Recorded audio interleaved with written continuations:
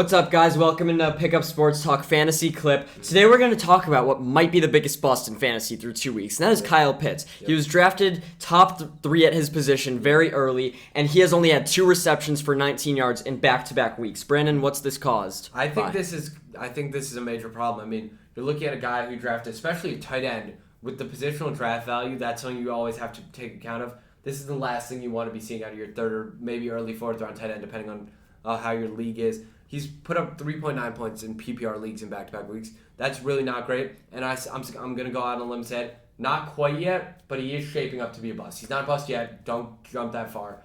He's shaping up to be a bust, and that is terrifying at the draft value you took him at. Yeah, I think week 3 is a big decision week. I think he needs to have a big week here to make owners trust him again. Do you think if he has a bad week, you could start benching him? I would not go that far just because of the lack of talent at the tight end position. I mean, even if you look at guys to replace him, there really are very few guys on waiver wire that are even like recognizable names. Yeah. That are even names that it's like maybe he has more of a chance to do well than the guy who was a Pro Bowler in his rookie year, which was last year. And he was a Pro Bowler, as you said, with no touchdowns. So I think the red zone is where he needs to really establish himself. And I think this week would be a great week for a first touchdown. Oh, yeah. And before we move on to what tight ends may replace him with, do you think this has anything to do with Drake London, who has been playing amazingly? I do think there's something to do with that. I think Drake London has eaten up some target share. But with that being said, last year he did pretty well with Ridley for 5 weeks of the season and Russell Gage, who I'd say Ridley's a better receiver than London as of right now, and Russell Gage is about even. I'd say they probably even each other out. So I'm not saying that's a major factor, but if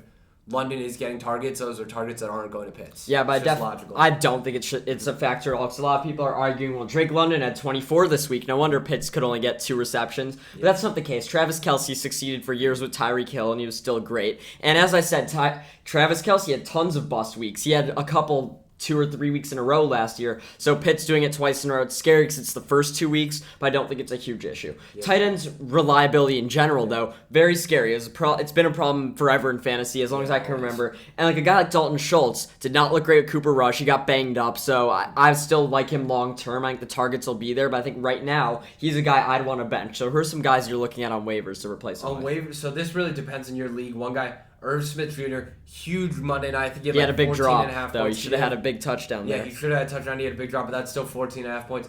Logan Thomas, I heard in some leagues he's not picked up. I think there's a lot of upside there. Some other names. Taysom Hill, I mean, he still has that running value. I think most leagues And can I just throw 2 more names in? Sure. I think these are guys that are somewhere on a bench already, but Tyler Higbee's played amazingly. I'm starting him in one of my leagues over Schultz. And I also think Gerald Everett. I know a lot of people picked him up after week 1, but he's been getting a lot of targets in that Chargers offense. So thank you guys for listening in. Yeah, thank you.